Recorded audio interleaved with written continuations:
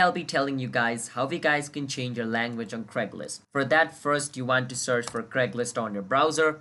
Doesn't matter whichever browser, just search for it.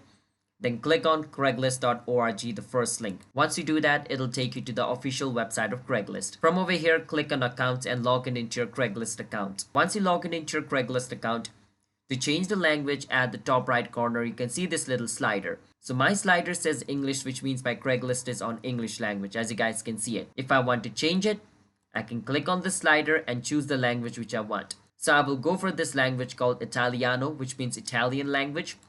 If I click on it, my page will load for some time. And after my page reloads completely, my language will completely change into the one which I chose. So for me, I choose Italian, that's why it's this. In your case, whichever language you choose, it's going to display that.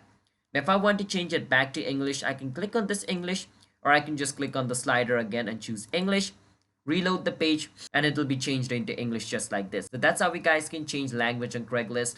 So if you guys found our video helpful, hit the subscribe to our channel one step. I'll see you guys next time.